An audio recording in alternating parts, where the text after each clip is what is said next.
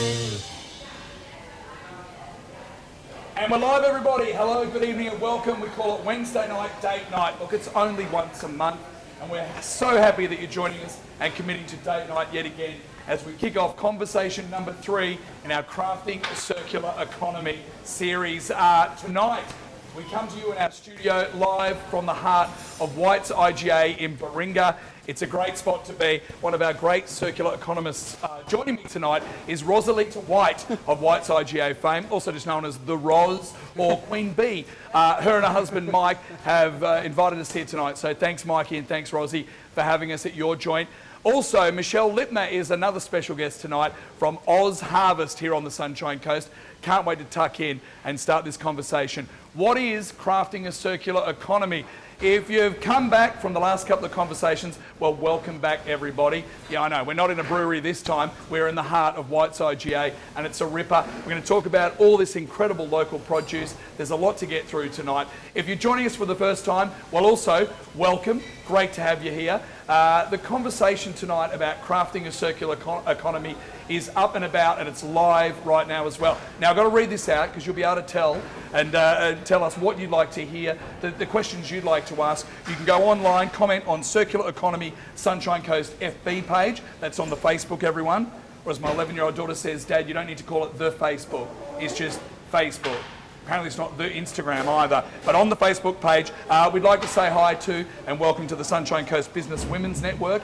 They have got their Facebook page running live with us now too, and the Caloundra Chamber of Commerce Facebook. So please get involved tonight. We've got a couple of prizes to give out at the end of the conversation, $100 to spend here at White's IGA, and a lot of other fun to be had as well. We're going to tuck into this conversation about crafting a circular economy in just a few moments. Thanks, as I say, to the Sunshine Coast Council for helping us out and initiating this crafting a circular economy conversation, to Shazza, also known as Sharon or Shazar from the council. It's great, people are loving it, and thank you for getting this underway.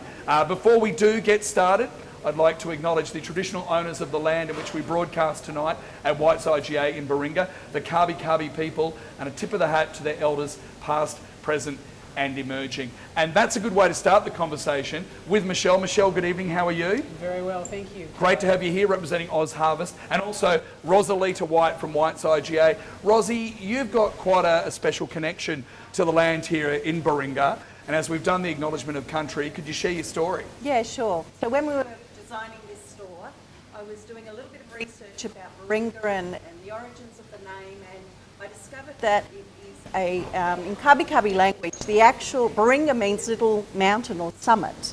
And so I felt this, just this desire to be able to acknowledge the first Australians, that this was their meeting place. And I felt it was really important to acknowledge that. And so we've integrated that message in through the store and acknowledge that by creating a place here, which is a meeting place for locals, a community hub. And just out of respect of the first Australians that met here and had their conversations, socialising, and that's the place that we have created here. And there's some subtle little nods and tips of the hat, to our first Australians as well. And it really is a meeting place. I mean, you do really good coffee in the little cafe set that we've got here. Yeah. And am I allowed to put a plug in for the cider people from Sunshine Coast? Yep, serve it in the cafe. Yeah, go for it. There it is, local Sunshine Coast cider. Amazing. That's 6%. So I'm just having a half. Because otherwise, well, we won't be dancing on the tables quite yet.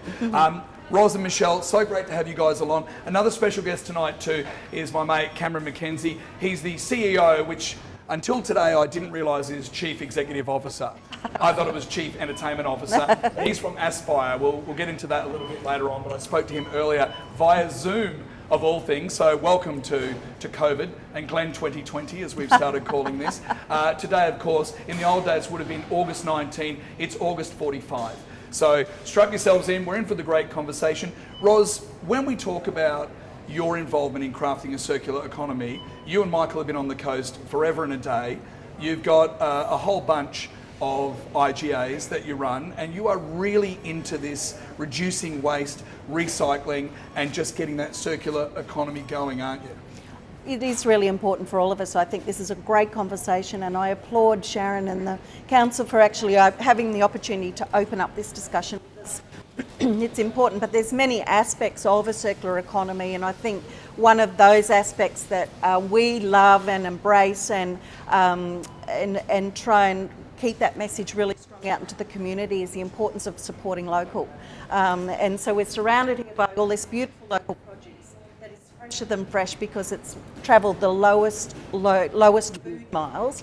You can't get better quality than grown here on the Sunshine Coast. It's great for the local economy, but it's great for local communities and people, and it's just everyone benefits when you support local. Well, it's sort of the IGA mantra, isn't it? You know, it's all about the Independent Growers Association and looking after the folk in our own backyard. So, Ros, what have we got here behind us? Because as you said, everything here is Sunshine Coast. Yeah, Sunshine Coast grown, produced, made, manufactured. So whether it's eggs or tomatoes, lettuce, strawberries, broccoli. We've got some hand-picked beans that have been grown in Gympie. The broccoli's coming out of Gympie.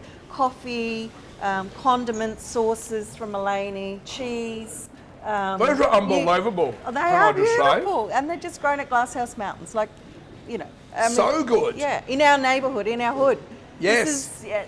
So this is all supporting our local neighbourhood, local families, and it's just beautiful quality produce. Take us through some of the cheese. I mean, there's a lot to talk about tonight, but really, at the end of the day, a cheese economy is where I think we should be headed. You know, I mean, we may end up being a cashless society post-COVID and coronavirus.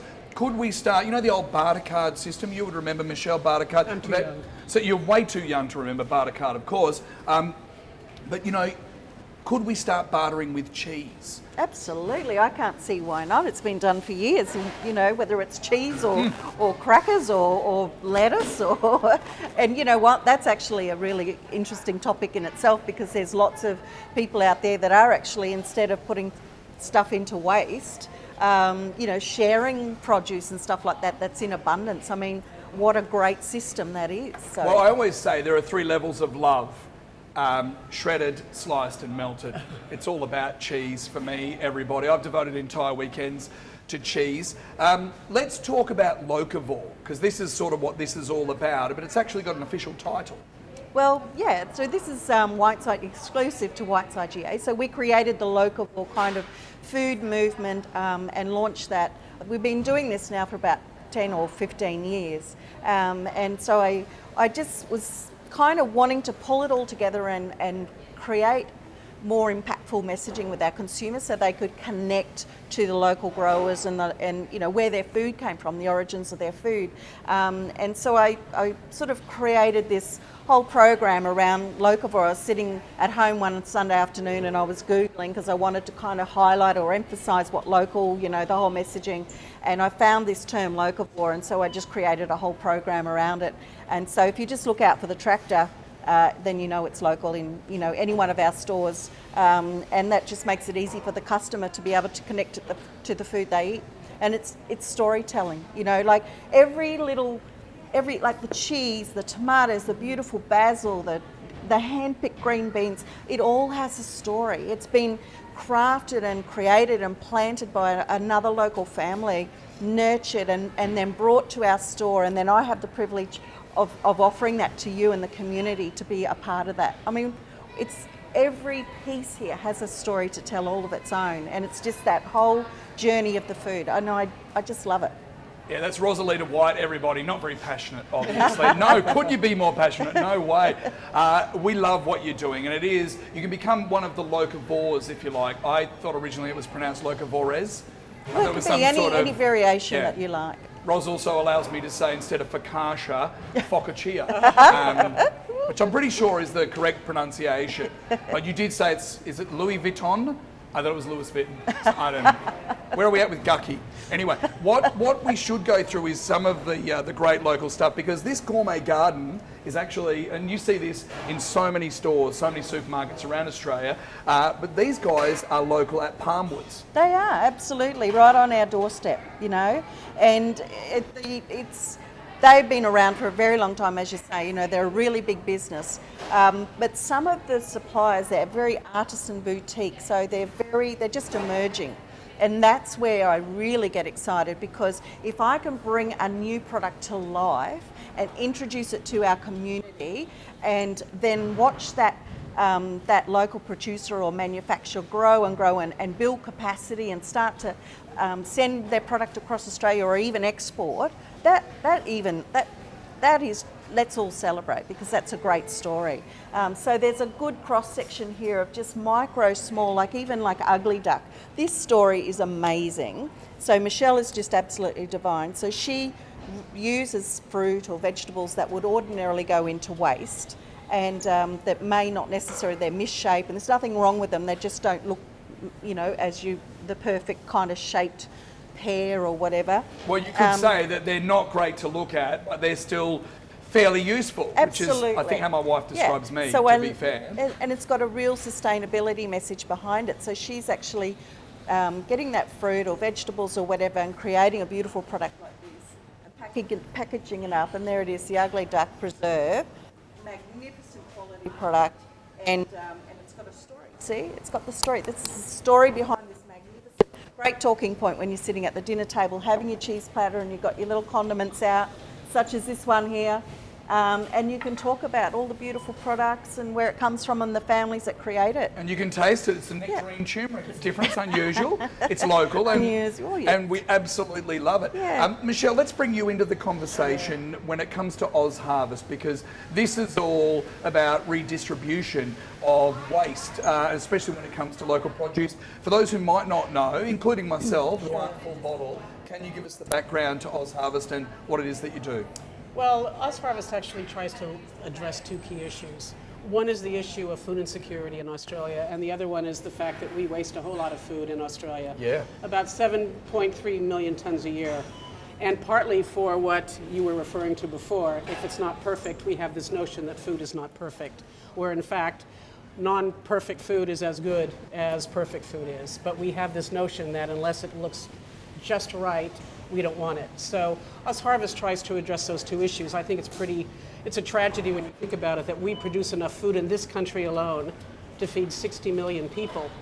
And yet every month over 800,000 people rely on food aid. Yeah. At the same time, we're wasting 7.3 million tons of food.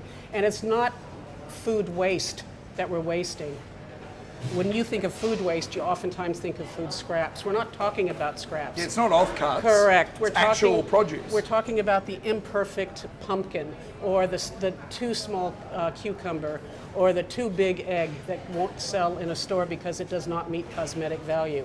So what OzHarvest is all about is those two things. One, trying to help feed people who are food insecure, and try to change attitudes and behavior around food and food waste. And the way we do the first part is by essentially trying to, quote unquote, rescue quality food that might otherwise go to waste for whatever reason, as I've just mentioned, and then redistribute that food to local charities, schools, and other groups who prepare meals or hampers for people who are struggling.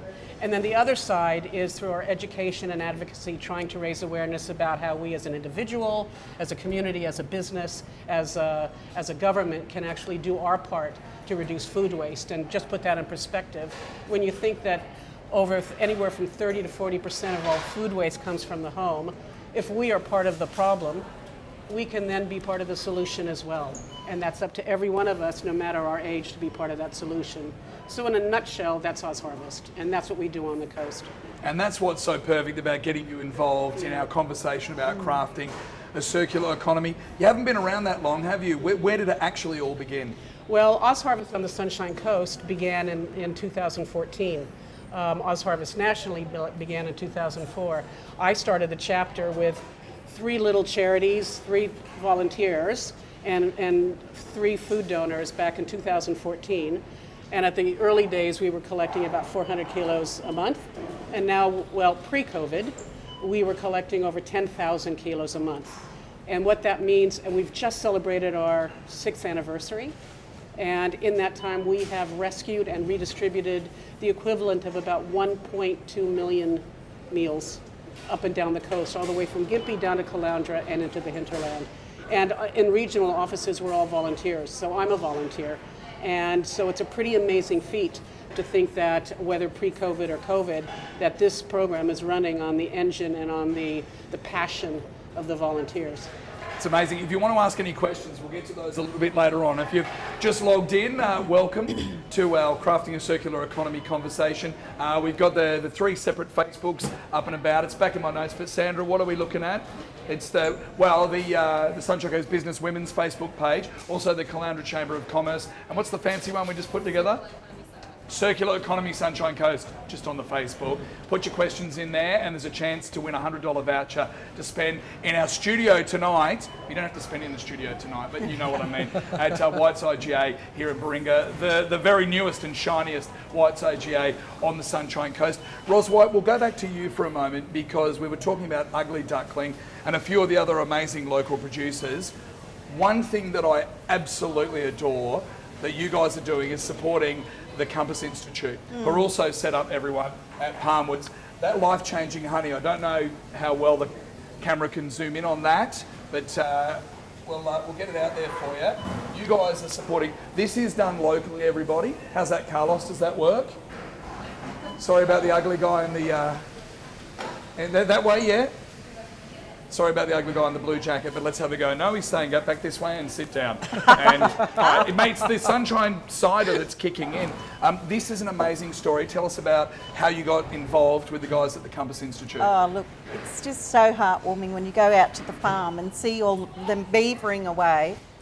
And it's just the happiest place on earth. You know, they're so happy and excited to be there. The Compass Institute do great work supporting people of all abilities to be able to be active and working and socialising and doing some really positive stuff. And they've got a really amazing program out there. They do art and they create things and they've got chalk pens and and piggies. So it's a real farm.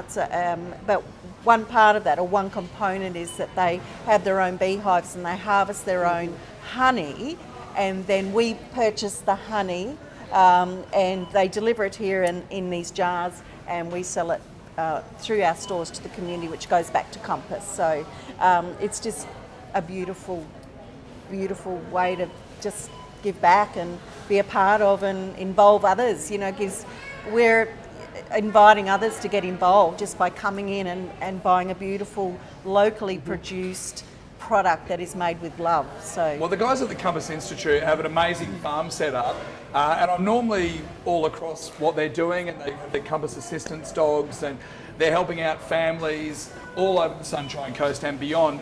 But until today, I didn't know about the life-changing honey.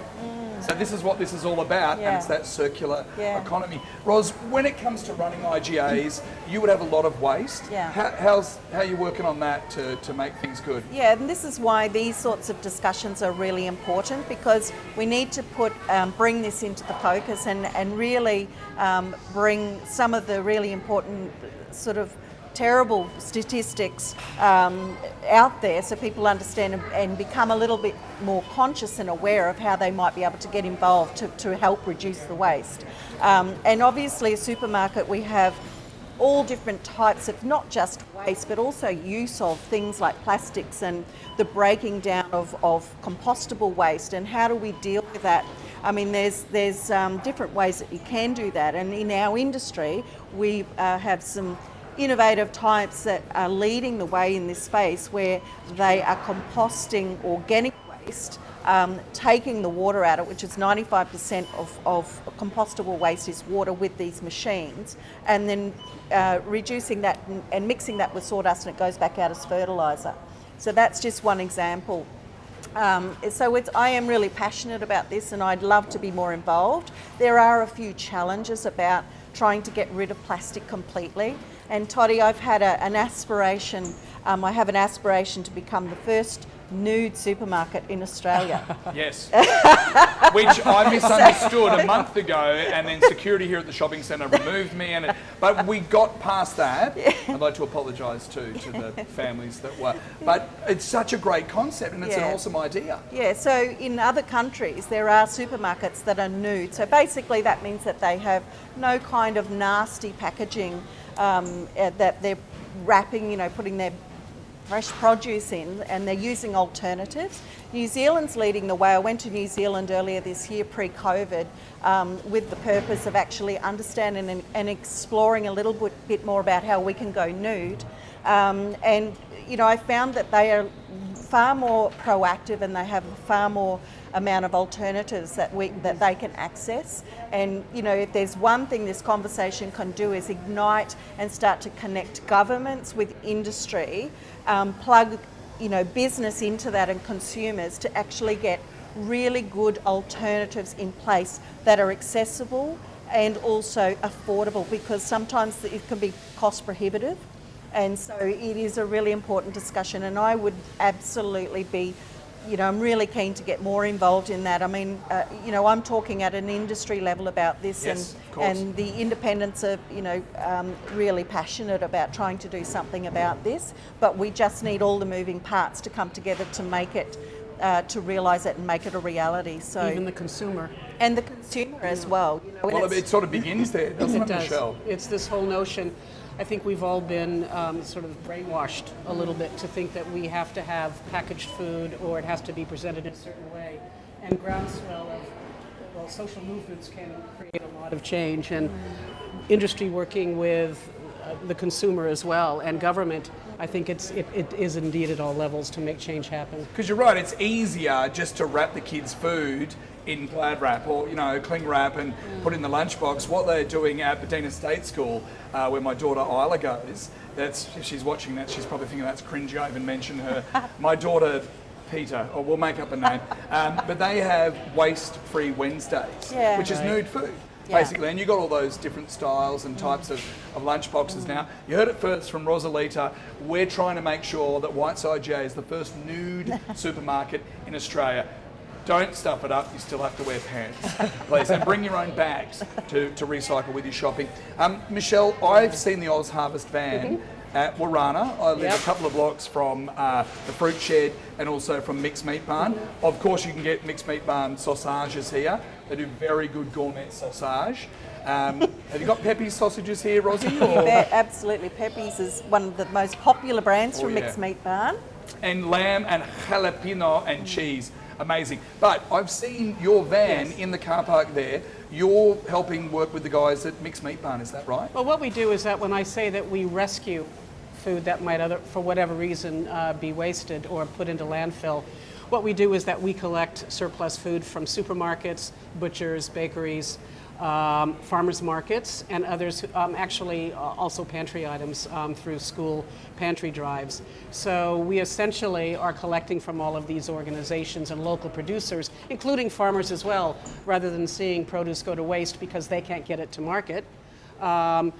When possible, we try to rescue that food and then get it redistributed. So we work with a lot of local supermarkets and producers to try to get food from landfill. And it goes back a little bit to what I said before, and this is a pretty shocking statistic, that 40%, if not more, of food never makes it off the farm because of the perceived cosmetic value of the consumer or the standards of the supermarket, that they don't want a certain product because it doesn't meet what they think are the consumer standards. Or it could be anything from the wrong color turnip, which we've had to deal with before, or a cucumber that's too small. I will say, though, I've tried for about 4 years to get surplus from Roz, but she said to me when I first approached her, I'd love to help you, but we never have surplus. Yes. And I thought that was the best thing that anybody could say to me, so well done you. Well done. Local, fresh, and in demand. Correct. And you let people know that all of this amazing fresh produce, all this gear you can buy, is local, and that's a wonderful thing for us as consumers, as local shoppers, to go, well, I'm going to buy that because that's going to help the kids at the Compass Institute. And we got Michele from Ugly Duckling, I can help out there. And I know what you mean, we've almost been brainwashed, is what you said before. It's changing the mindset of, okay, this apple has got a bruise or this pear, you know what, you can cut it off. I say to my kids, if that was a Buffalo Bill and you dropped it on the ground and it had sand on it, you just eat around the sandy bit, you know? I think that part of the problem is that we've lost our personal relationship with food. Food's become a commodity. It's fast food, it's quick, it's to eat and then throw away. That unlike the number of times I hear people say to me, well, when my grandparents never threw any food away. And part of the reason for that is that they used all of it because they had a personal relationship. And I think we've, as a society, lost that personal relationship. And so it's easy to just toss without thinking of the implication of that. I mean, when you think of the implication, I love telling this story. This is a real statistic. In a perfect situation, do you know how long it would take a head of lettuce to decompose in landfill? Perfect situation. How long? Just. Are we using our names as our buzzer? Is this a competition? This is a competition. Can I win anything? How long do you think? There's a cider on the line. I reckon, like, genuinely. You mean perfect as in perfect conditions in landfill. If you had a landfill that was just sort of left alone, how long would it take? Todd, 3 weeks. Over to you, Roz. Rosie. Or should we play higher or lower? I'm thinking a month, 2 months. It can take up to 25 years. 25 years for a head of lettuce. What? Which is why landfill... What was it grown in? That's methane gas. It's not a compost bin, people. It doesn't move. It doesn't get oxygen. So it just reeks of methane gas. Of course. And so, I mean, food waste is, if food waste were a country, it would be the third largest country in the world, behind the US, of course, and China. And so that's... I think sorry to interrupt you, you said that wrong. It's China. China. We don't go there, thank you very much. All right, okay. So this is what happens. So yes, a head of lettuce, go for it. That's unbelievable. It is unbelievable. I've often thought about what's that horrible noxious weed that was very trendy? Kale. Which is the war cabbage, everybody. I've often thought if only we could set fire to that and use it as a fossil fuel, would that be crafting a circular economy? I know you're a big fan of kale, and I know we have locally grown kale, Roz, but the best way I think to prepare kale is in a wok with some coconut oil, which you can get here at Whiteside GA, because that just makes it nice and slippery, and it slips so much easier out of the wok and into the bin when you're cooking. I'm not a fan of kale, but I know crispy, Yes. try roasted kale in the oven with garlic correct. on it. Beautiful. People have said, It'll what about change your kale life. chips? I've said, Yes. what about barbecue chips? Like, it's a very similar thing and healthy, right? Michele from OzHarvest, what do you need right now? Volunteers, vans, help, what money? How can people who are watching tonight, as we have the Crafting a Circular Economy conversation, they're watching and they're going, well, I want to be part of OzHarvest. Michele said she's a volunteer. What do I have to do? What do you need? Well, it's a really important question, particularly right now, because we're in the middle of a COVID-19 reality, and I don't think we're going to go to a pre-COVID reality for a long time, if ever. And what essentially happened when COVID-19 hit on the Sunshine Coast is that demand for food went up by 30 to 50% of pre-COVID levels, and supply went down by a third. Now, supply of food has picked up a bit, but demand for food and food insecurity is still at, I would say, easily 30% higher than what it was pre-COVID. And we are struggling to meet that demand. And we started in March doing something we had never done before, which was purchasing food and becoming a significant partner in food relief. So we went from being a food rescue organization to being a food rescue and food relief organization, and I started to purchase food with donations and grant funds every week starting at the end of March, and I continue to do so today.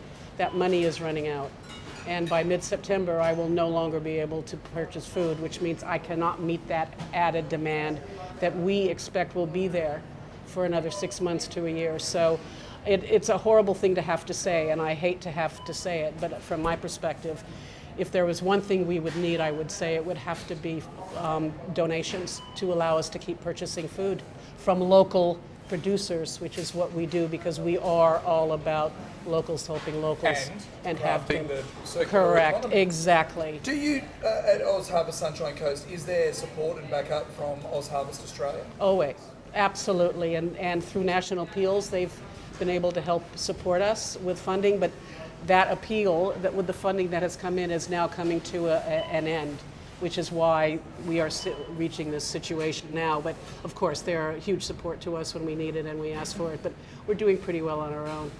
You're smashing it. Yeah, It's the we Sunshine try. Coast. We try. 10 times better than everywhere else in the world. Guys, we'll pause in the conversation for just a moment. Earlier today, I caught up with Cam McKenzie. He is the CEO of a company called ASPIRE. Have a look at this video. This will give you a bit of an insight into what goes on at ASPIRE. ASPIRE is giving businesses a new way to solve their issues with waste. We've pioneered innovative software to create an online marketplace that trades waste as a resource. It's a matching service designed for businesses to exchange or purchase resources that would otherwise be discarded, because one business's trash can be another's treasure. ASPIRE, empowering businesses to exchange waste as a resource. Awesome. Now, what the guys do at ASPIRE, as you've just seen there, is they're all about commercial waste solutions and bringing people together. Someone might want to get rid of that. These people desperately want that. It's kind of what we've been talking about, right? I had a great chance to catch up with Cam McKenzie earlier today. He's in lockdown in Melbourne, but thanks for your time, Cam. He is watching and he is online tonight, everybody, on our Facebook page. So if you'd like to ask Cam a couple of questions, good on you, Macca. Here's a bit of our chat from earlier today. Hey Cam, thanks for joining us today, mate. Tell us about ASPIRE. You're the CEO, I'm assuming that's the Chief Entertainment Organiser of this great new concept. Tell us all about ASPIRE. Yeah, no problems. Well, thanks for having me, guys. Yeah, really love being a part of this. So ASPIRE is a multi-sided marketplace that was developed by CSIRO and Data61. Some people call us Tinder for Waste. It's a good way of getting straight to the point. But yeah, several years ago, I went through a really successful pilot program, and after about 4 years, it transitioned into commercial operations. And from that, we're branched out in Tasmania, about to launch in Perth, and now in Queensland. So yeah, up and doing really quite well. Amazing. And what was the concept behind it? Like, how did it all come together? Well, originally come from local government innovation. So 4 local governments in Victoria got together, thought, hey, they need a really good platform to re-engage their businesses, especially because the cost of waste is going up and up and up, and landfill prices are going up again. So basically what they did is they got together, they engaged CSIRO to build this multi-sided marketplace with over 180 different commodities, over 22 to 23 different industries, and making these really good connections for networks and reducing these businesses, costs of sending waste to landfill and thickening their wallets. So yeah, it's a really great initiative. It's a really big social side, as well as economic, as well as environmental. Yeah, and you say it's been called the Tinder for Waste, which Tinder as a dating app is the most amazing thing, because really everybody, it's the place you can go to find true love once, twice, sometimes 3 times in one night. But the Tinder for Waste is great because you're talking about hooking up different businesses, different people who obviously create all this waste and trying to work together to work out how to distribute it in a much more smart sort of environment. I love that. Yeah, absolutely. Well, that's the whole reason around it. Like some of the waste and excess resource gets exchanged across the road and creates these relationships that never existed before. So, and like a certain business might be spending a lot of money on getting this virgin product in. Well, right across the road, there could be someone who's actually throwing it out. And that's actually what we found. So it's a great area to get these businesses together, get them talking and getting engaging. And it's another good platform for councils to engage their businesses. So, yeah. And for us here on the Sunshine Coast, what sort of future has it got? It sounds to me like it's just getting off the ground and it's going to be amazing, but it's got good potential for the sunny coast, right? Yeah, absolutely. Sunny Coast is perfect for it. They've got a really good appetite for looking after their businesses, a really good sustainable business network's already there, as well as they really want to do something really good for the environment. And that's what this platform's about. So amazing potential. It's a great little sweet spot there in Queensland to kick it off. And we've got some other announcements coming up with other Queensland councils very shortly too, so it's going to be great. Excellent. Cam McKenzie, thanks so much for your time today, mate. Stay healthy, keep swerving the Rona, and good luck to your Melbourne Demons, all right, in season 2020. Feels like this season's been going on for 9 years, but good on you, mate. We'll talk again soon. No worries. Thank you very much. Bye. Cheers, guys.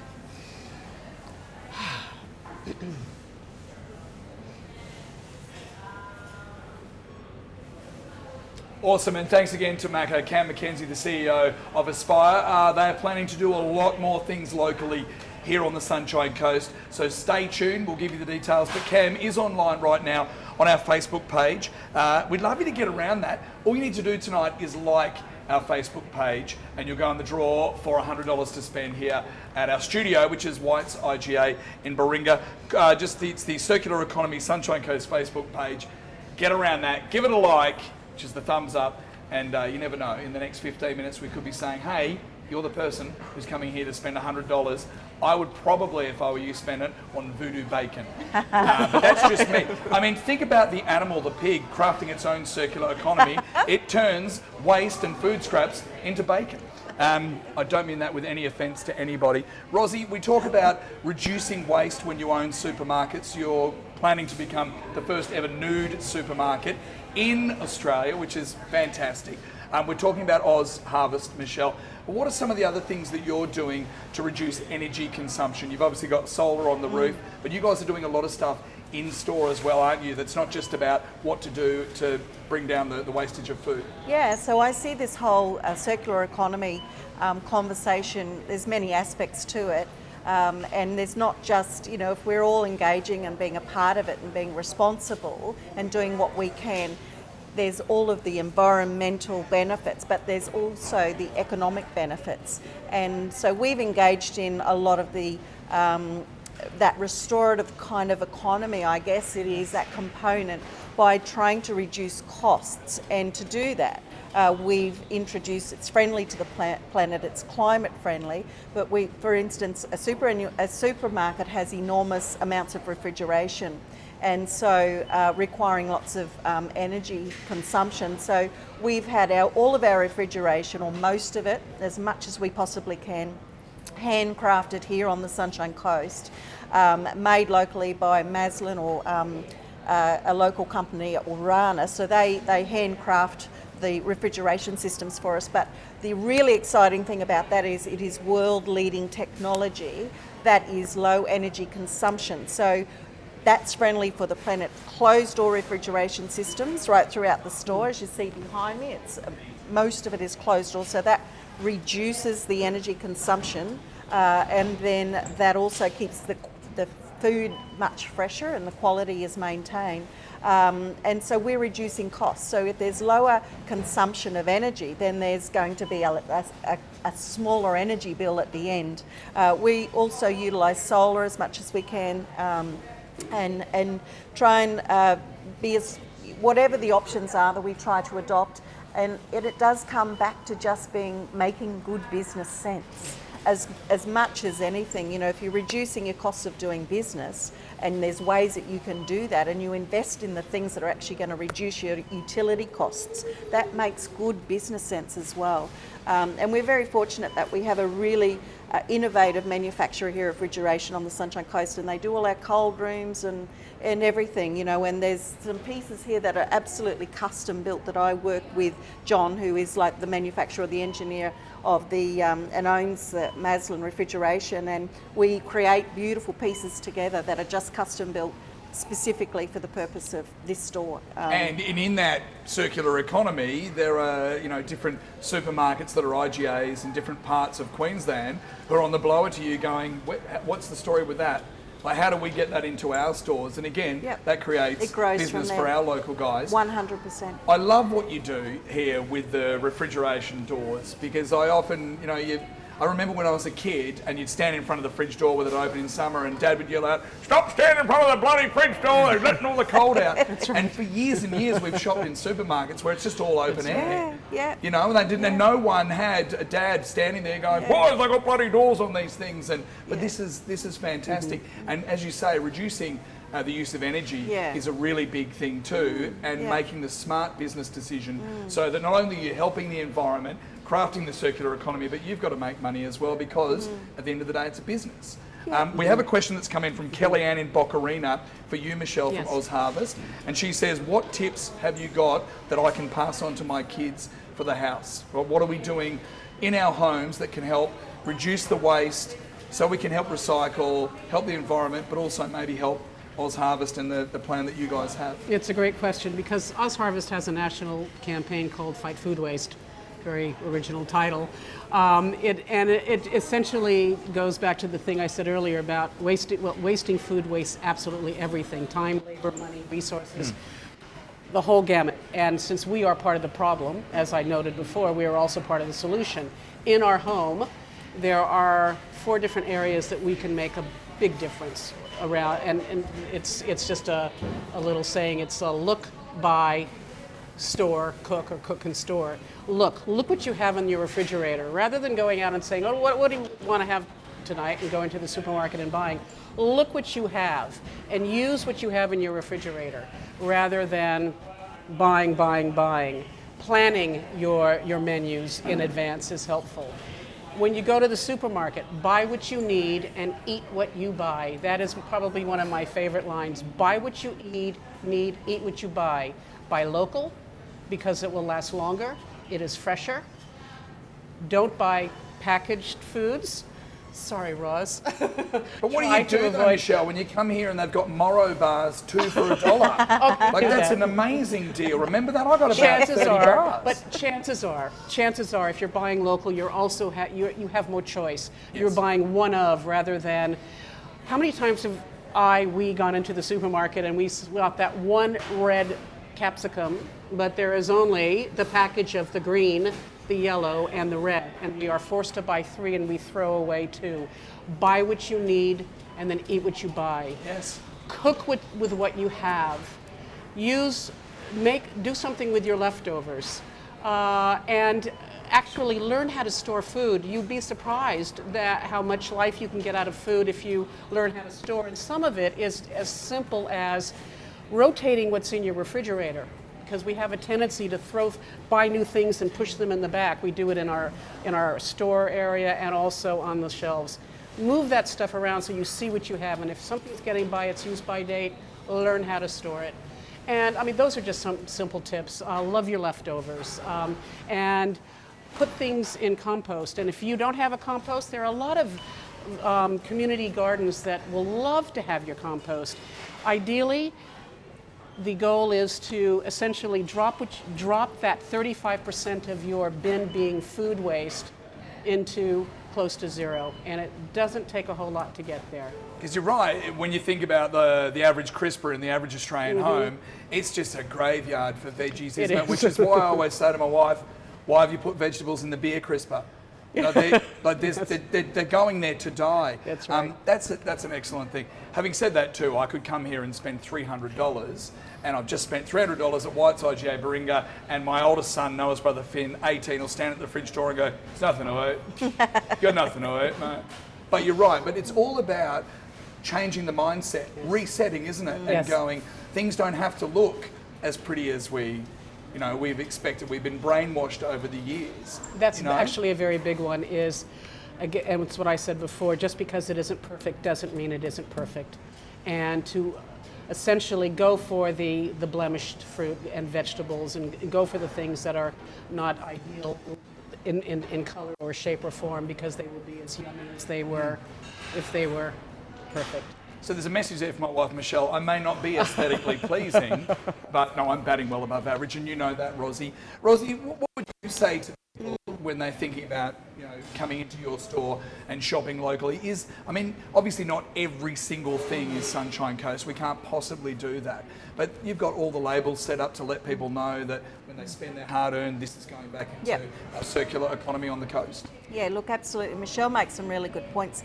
They're really simple messages, and we should be sprouting those. I think that's so important, and it's that philosophy that we try and run our business too. To only buy what you need, and that makes good economic sense from a business perspective as well. They're really good, things to live by. But I guess for a consumer, how they could engage and how they could get involved in this, and what they might be able to do in simplistic terms is to, bring along your research bag and produce bag. We've been cardboard boxes for our customers for many years as an alternative to take their groceries home in, rather than using a plastic bag. So we provide the cardboard box free to them, and then that's being reused, and then they take the groceries home. And honestly, groceries end up arriving home in a far better shape than they ever would if you put them into a bag. That's true. Usually, you can get a lovely array of things into a cardboard box, pop it into your boot, take it home, empty your groceries, and then reuse that box again for something else, and reuse it again, and reuse it again. And every time you have not bought one little bit of plastic, not one plastic bag. And you are an environmental hero at that point. You could reuse the cardboard box for breakdancing. Well, The old days in the 80s, you electric could. boogaloo, you'd have your cardboard You box could, and you'd break dance yeah. on it. But the other thing, I think it also starts at home with your recycling. So That's it's all right. about source separation. So your bottle tops on your bottles are sort of need to be separated from the bottom. And so teaching kids at home about why it's important to take the bottle off the top. So that source separation, and for us as a business, separating our cardboard boxes from the waxed to the non-waxed and that sort of thing, so that it can be dealt with responsibly by people in the industry that deal with dealing with the breaking down of those boxes Yes, and yeah, the actual recycling and recycling, the actual recycling piece and the plastics and that type of thing. So that can be done at home, but we can also do that here and make sure that we're dealing with it responsibly in the back dock. But it's just, there's so many ways to do it. I'm really excited about the state government, who is currently pursuing the elimination of plastic straws and just different plastic cups and bowls and plates and things like that. And I think that's coming up for being proposed legislation now. And so that will basically mean that plastic cups and plates and bowls and things like that will just completely disappear. And me as a retailer, we won't even sell them. They just won't exist. And they're just baby steps, but that's the low-hanging fruit. And then you'll just have alternatives, whether it's made from sugar cane or bamboo or whatever. So, these are the sorts of incremental steps that we can all take and be responsible for to start to sort of get to where we need, so we have zero landfill, and that's obviously where we want to land. Where we want to land. Right. It's amazing. And when you say whether they're going to be made out of sugar cane, and that again is part of that circular That's economy. right. It's giving our sugarcane farmers something else. Yeah. It's another outlet for them. It's funny when we talk about recycling and reducing our waste in our homes, it doesn't fall upon deaf ears. But in my family of, I'm going to say 8, because there's my wife, myself, and my 4 beautiful children. And then there's my mum and dad, John and Jen. Now, my mum's 87, Michele, and my dad's about to turn 84. They are the environmental warriors in our family, That's more right. so than my own children. Like, Dad's always, you haven't taken the lid off, the bottle to put in the recycling, for, with the milk. You've got to, like, my mum and dad are full bottle when it comes to that. Yeah. And also helping out the bottle community, I might add too, because I don't mind a tipple. But you know what I mean? Like, that's another great thing that's going on too. Yeah. And you would see that a lot through the store, Roz, Yeah. is obviously we've got bottles, we've got cans. When it comes to beer, people are back to drinking tinnies. And we've got this bottle community, the Cash for Cans, Yeah. up and about. Again, that's also teaching the kids, Michele, Yes. all about recycling. Well, we actually have programs as well that go into preschool and then through the school system, trying to say that no matter what age you are, you can be a food warrior. And we try to engage at the level of 3 or 4 years old, to try to start very young, because that's really where the change is going to happen. It's with the youth, and then going through generations from there. Yeah, well, my parents arrive and lecture all of us, so, they're doing a good job. My kids sort of roll their eyes, but it is about that education from the kids at a young age. Roz, a few people have asked, no one's asked this question actually, I'm not going to lie to you. They've said, do you think Tommy should try that, I'm pretty sure it's a triple cream brie. Is it a bit of ash in there as well? Well, this will be the truffle. Truffle. Wombai cheese with a truffle. So yeah, that would be absolutely exquisite. Toddles. So we might. Carlos is saying I'm not allowed to stand up, but no. maybe afterwards, maybe I'll have a little serving plate just for you. That sounds terrible. Yeah. But I'll get back to you and let you know how it all goes. Again, amazing local produce, and you guys at IGA, all your IGAs are working hand in hand, because obviously when we support local, like you say, Woombye cheese, we've got Mullaney Dairies, Kenilworth Cheese, all of those sorts of crews.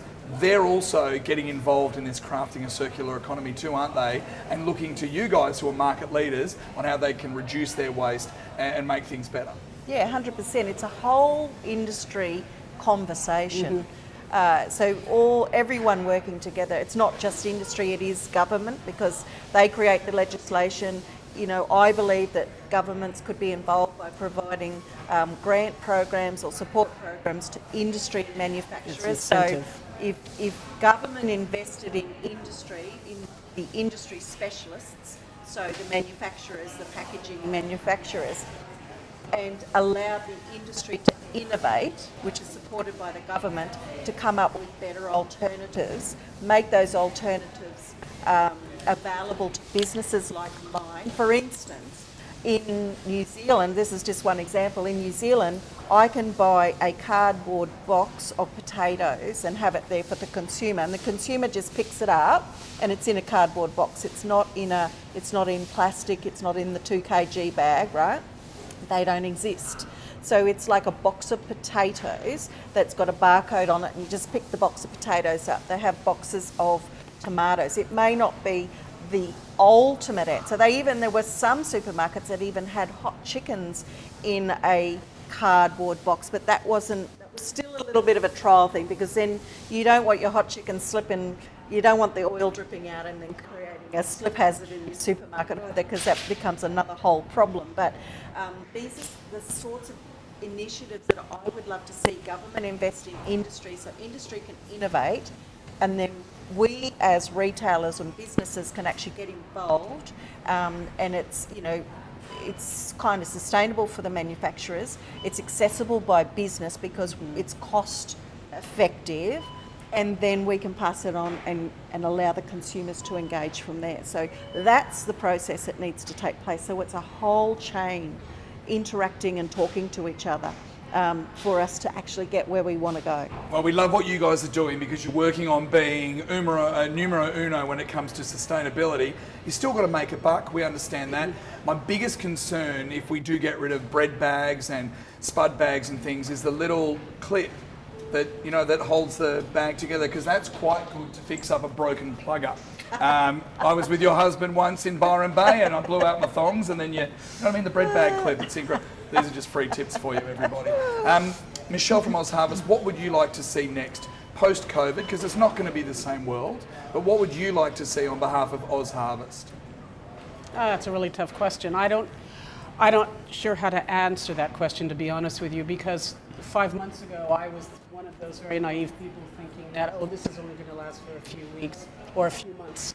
I don't know what post-COVID looks like, and I don't think anybody does yet. And all I can see in the future for OzHarvest is continuing to evolve and respond to that ongoing need, which I see us having for the long term or the medium term, which is to continue to be providing food relief to people who are caught out by the virus and all that means to the economy and the social and network that exists or doesn't exist, as the case may be. So I don't know what the future is going to look like. All I know is that we have a tough road ahead. We have a lot of work ahead as OzHarvest, and I don't see any let up in that, to be honest. But you are doing an incredible job, and we appreciate you coming along to have the conversation about crafting a circular economy with us tonight. We do have a prize winner. Sandra has just handed this to me, Sandos, and it is Karen Lindsay. Good on you, Karen. Karen's not the most popular name, obviously, at the moment, but we know that this is a lovely Karen. And we know Karen Lindsay is actually one of my suppliers. She's right. Yeah, so hurrah, hurrah, hurrah. Right, so not Karen from Brighton, Karen Lindsay from the Sunshine Coast. So Karen is actually, she's a micro producer, an artisan producer. I shouldn't say micro, artisan producer. This lady is amazing, and she's up for an award at the moment. I love her and I love working with her. She raises the goats, she milks the goats, then she makes beautiful little white goat feta right here on the Sunshine Coast, and it's on the shelves of our stores. And that is one thing that she does. She does all these other amazing things, but that is what that beautiful lady does. So she raises goats, bloody milks them, does everything. So she's the entire supply, creator and manufacturer, and then she delivers it to us, and then it's on our shelves. It's a beautiful artisan, handcrafted, made with love, local product, and it's absolutely outstanding. And she's just created a world first freeze-dried feta. Oh my goodness. Coming to our shelves very soon. And so that you can sprinkle that on your pizzas and all. It's so innovative. Like, she is just innovating, this amazing lady. So that is a great prize. Well done to Karen. Yeah, well done. Nice Good on you, result. Karen Lindsay. I don't know about the commentary of feta on pizza. I'm not sure it belongs there. Is that you're talking about feta and pumpkin pizza? Oh my God. That's- And caramelised that's like a onion, big- Maloney Yeah. cuisine, caramelised onion, some beautiful fresh basil, some lovely beautiful tomatoes that are grown in the Andina. Toddy, you got to get into it. I don't know. I'm prepared to try pumpkin and feta pizza as long as you don't tell any of my mates about it. So we once did a 99 cheese pizza and feta didn't feature. I remember that. Yeah, remember the 99 cheese pizza? could True story, Michelle. You could add some bacon. Awful. And then Voodoo bacon, Yep. Sunshine Coast. Yep. Beautiful. That sounds good. A lot of people were saying to us 99 cheese pizza. Awful. Why wouldn't you just do 100? And we're like, that's a bit over the top. Don't you think? It's a little bit crazy. So well done to Karen. Thanks so much. And all Karen did to win that, apart from being amazing, is get on board our Facebook page and give us a like. That particular goat's cheese comes in the jar with loads of amazing oil. Is that the... yeah. It's a jar. I haven't got any here. I mean, yes. it'll be in my beautiful cheese cabinet. But there's none right here at my fingertips. Just so you know, when you finish the actual feta... Actually, that could be the beautiful feta. Might But that yes, be it? it's in a jar. You can drink the oil, just if you you want can drink the oil. continue to It's reduce waste. absolutely magnificent. It is Yeah. fantastic. Michelle, we love what you're doing with OzHarvest Sunshine Coast. We wish you all the very best. Thank you. And if nothing else, we've had a great conversation tonight. You bet. Thank you. We didn't touch on Star Wars, but I think we will when the That's camera for the stops next rolling. time. The next time. Well, we're debating which was the best, and clearly it was Episode 5, Empire Strikes Back. You know, when Princess Leia says, "I love you," and Han Solo says, "I know." It's a pretty cool moment, right, Roz? But the other great thing is we're getting the conversation happening about OzHarvest, everybody. So please take away from tonight's conversation OzHarvest. Look at some of the amazing work they're doing. Did we just OzHarvest Sunshine Coast, or is it just Google OzHarvest? Both. OzHarvest Sunshine Coast. We're everywhere. All right, excellent. And on the Facebook, do you Yes. have the Instagram? That Yes. thing? Yes. You got that? All right. So we'll give some links to that. In fact, is it Carlos? We got a slide, have we, mate? Carlos is into the Sunshine Coast ciders at the moment. So you okay, mate?